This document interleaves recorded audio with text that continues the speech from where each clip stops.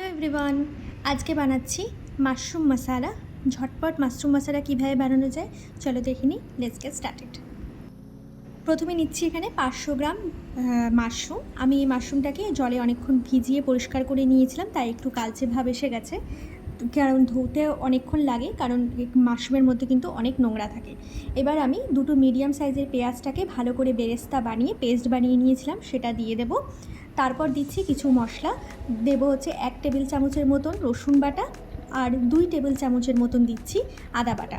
তোমরা চাইলে এখানে শুকনো লঙ্কা বাটাও ব্যবহার করতে পারো, কিন্তু আমি এখানে দিচ্ছি না। তারপর দিচ্ছি 1 মুঠের থেকে একটু কম ধনেপাতা কুচি। ধনেপাতা কুচিকে ভালো করে আমি কুচিয়ে নিয়েছিলাম, তোমরা পারলে ডাঁটও দিতে পারো। তারপর দেবো এখানে হাফ চামচের মতন চিকেন মশলা পাউডার। চিকেন মশলা না থাকলে মাটন মশলা পাউডারও দেওয়া যায়।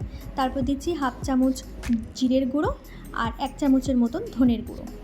তারপর দেবো এখানে ঝালের জন্য গোলমরিচের গুঁড়ো স্বাদ মতো।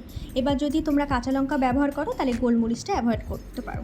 এবার দিচ্ছি স্বাদ অনুসারে এই হাফ চামচের মতন গরম মশলা আর স্বাদ অনুসারে লবণ, আর দিচ্ছি হাফ চামচের কম হলুদ গুঁড়ো। এবার দিচ্ছি টক দই। এখানে আমি 2 টেবিল চামচের মতন টক দই দিচ্ছি। এখানে কিন্তু কোনো জল আর টমেটো ব্যবহার হবে না, এই টক দইটাই কিন্তু মেন ইনগ্রিডিয়েন্টস। এবার ব্যাস আমার সব কিছু শেষ। এবার ভালো করে আমি মিক্সড করে নেব। মিক্সটা খুব ভালো করে আস্তে হাতে করতে হবে, কারণ মাশরুম কিন্তু একটু নরম হয়, ভেঙে যেতে পারে।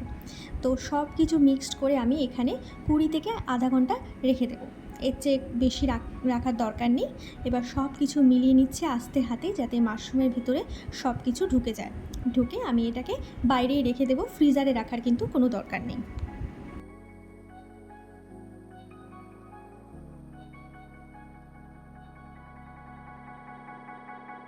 এবার একটা কড়াই বসিয়ে নিয়েছি, আর কড়াইতে আমি তেল দিয়ে দিয়েছি, আর তেলটা কিন্তু এই পেঁয়াজ ভাজারই তেল।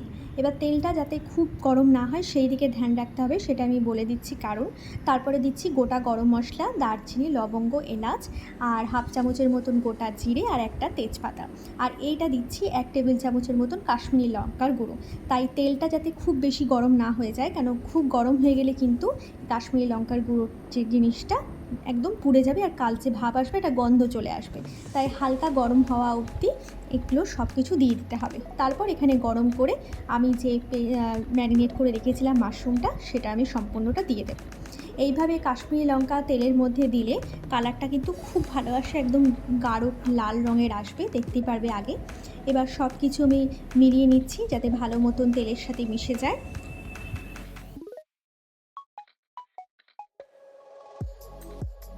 এইভাবেই কিন্তু আমরা 3 থেকে 4 মিনিট ভালো করে কষিয়ে নেব, তাহলে একটু জলটা বেরিয়ে আসবে। কোনো ঢাকা দেওয়ার দরকার নেই। ভালো করে আমি একটু জল বেরোনো অবধি, মানে টক দই থেকে যে জলটা বেরোয় আর মাশরুমেরও যে নিজস্ব জল থাকে ওটা বেরোনো অবধি আমরা ওয়েট করব। 3 থেকে 4 মিনিট এটা আমি রান্না করব। দেখো 3 থেকে 4 মিনিট হয়ে গেছে, ভালো করে এটা একটু তেলও ছেড়ে দিয়েছে আর জলও বেরিয়ে গেছে। এবার কিন্তু এটাকে আমি ঢেকে দেব। ঢেকে এখানে প্রায় 20 থেকে 25 মিনিট আমি ঢেকে রেখে দেবো। হ্যাঁ, মাঝে মাঝে কিন্তু একটু চালাতে হবে। দেখো 20 মিনিট হয়ে গেছে আমার, একদম রেডি। তেলও ছেড়ে দিয়েছে, কালারটাও দেখো কত সুন্দর এসেছে। এবার ওপর থেকে আমি কিছু ধনেপাতা ছিটিয়ে দেবো। এটা কিন্তু অপশনাল, না দিলেও পারো, কিন্তু ধনেপাতা এটা মেন। ধনেপাতা দিলে কিন্তু ফ্লেভারটা খুব ইনহ্যান্স হয়, খুব স্বাদ লাগে খেতে, তাই ধনেপাতাটা পুরোই দেওয়ার চেষ্টা করবে। এবার আমি স্টিমটা বন্ধ করে ঢেকে দেবো, আর কিন্তু নাড়াবো না।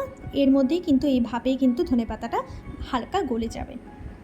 দেখো 5 মিনিট আমি ঢেকে রেখে দিয়েছি, আমার কিন্তু রেডি মাশরুম মশালা। এইভাবে খেলে কিন্তু নান পরোটার সাথে জাস্ট দারুণ লাগে। তো বাড়িতে ট্রাই করো। নেক্সট ভিডিওতে দেখা হচ্ছে, বাই।